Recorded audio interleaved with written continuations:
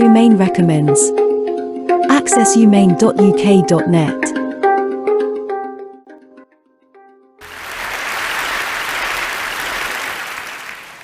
15 years ago, I thought that the diversity stuff was not something I had to worry about. It was something an older generation had to fight for. In my university, we were 50-50 male-female, and we women had often better grades. So, while not everything was perfect, diversity in leadership positions was something that would happen naturally, over time, right? Well, not quite. While moving up the ladder, working as a management consultant across Europe and the US, I started to realize how often I was the only woman in the room and how homogeneous leadership still is.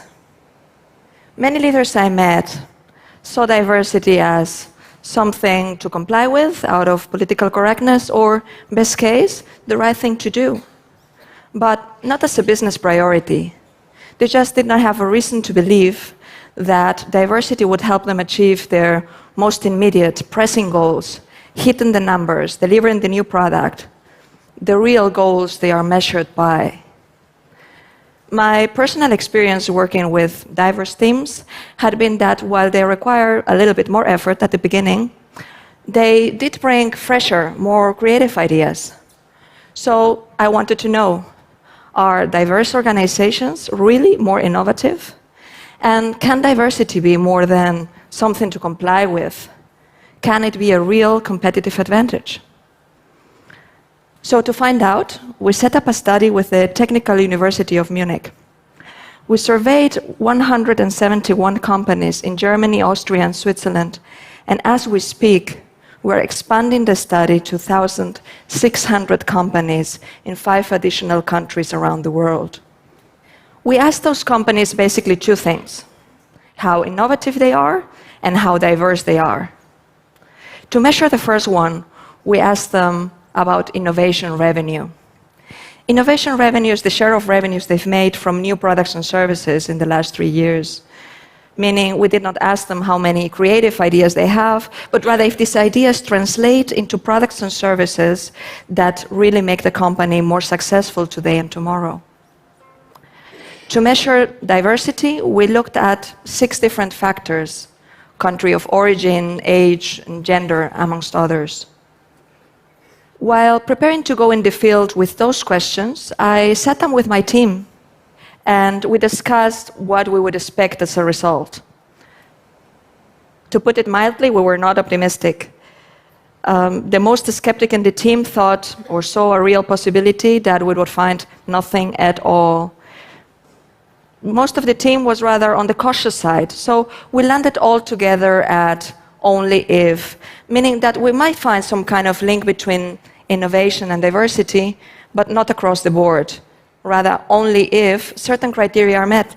For example, leadership style, very open leadership style that allowed people to speak up freely and safely and contribute. A couple of months later, the data came in, and the results convinced the most skeptical amongst us.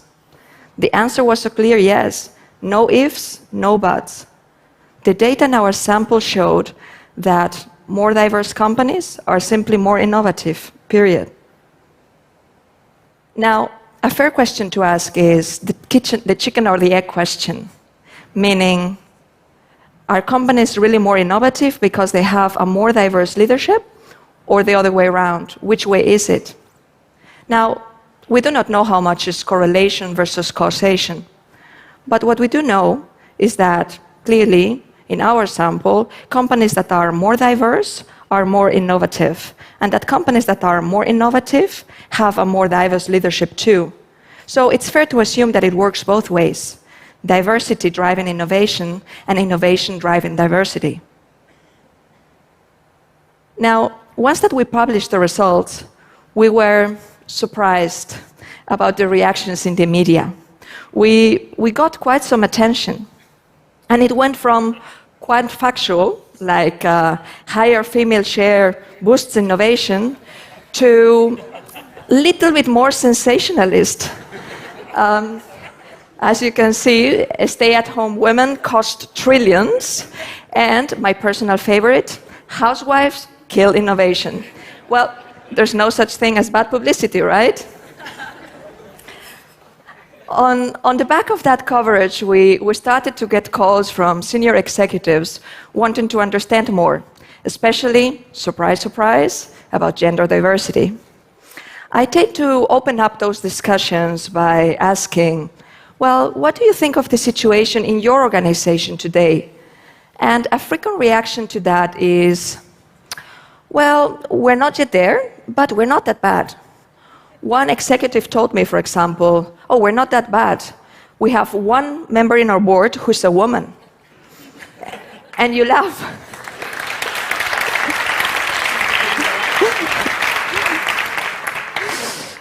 Now, you laugh, but he had a point in being proud about it.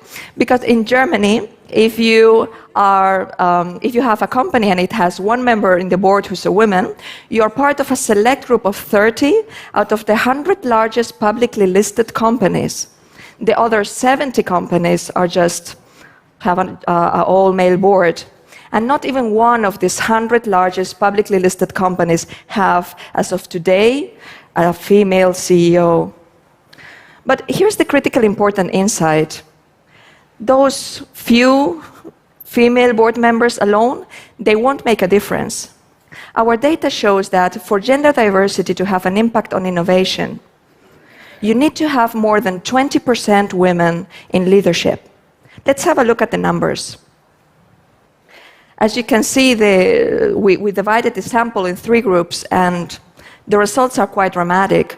Only in the group where you have more than 20% women in leadership, only then you see a clear jump in innovation revenue to above average levels. So experience shows that, and data shows that, you do need critical mass to move the needle. And companies like Alibaba, JP Morgan, or Apple have, as of today, already achieved that threshold. Another reaction I got quite a lot was, well, it will get solved over time. And I have all the sympathy in the world for that point of view, because I used to think like that too. Now, let's have a look here again, look at the numbers, taking Germany as an example. Let me first give you the good news. So the share of women who are college graduates and have at least 10 years of professional experience has grown nicely over the last 20 years, which means the pool in which to fish for female leaders has increased over time, and that's great.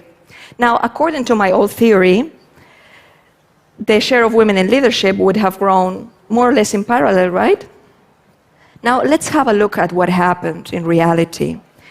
It's not even close. Which means I was so wrong. And which means that my generation, your generation, the best educated female generation in history, we have just not made it. We have failed to achieve leadership in significant numbers. Education just did not translate into leadership.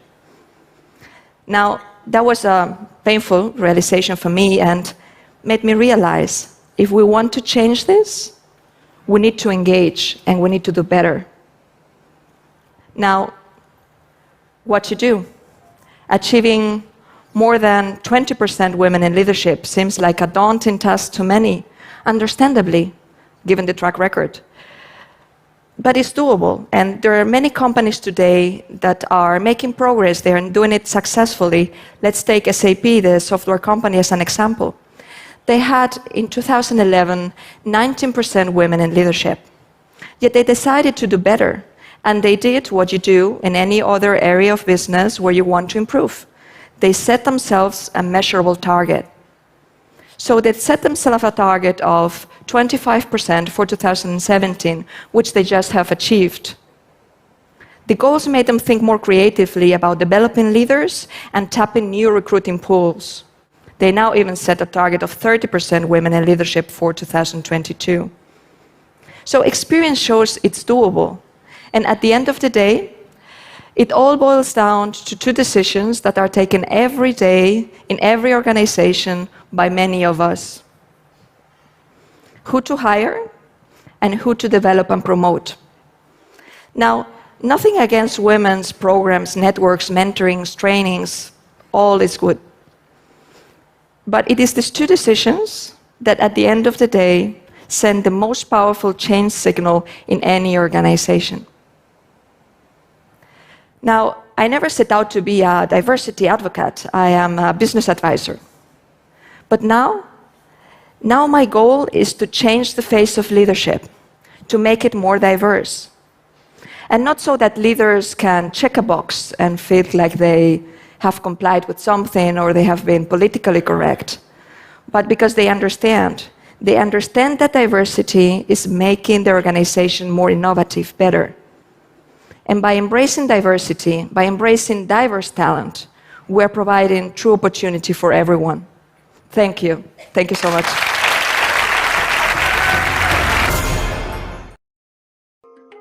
Did you like this recommendation? Hit the like button and read it in full by clicking on the link provided in this video description. All citations recommended here are solely for educational purposes. Our aim is to provide the community with access to the educational inclusive materials of excellency we come across. Yours included. If you hold the copyright of any video or article cited here, or you think they should not be available on our channel, please let us know and we'll remove them at your discretion.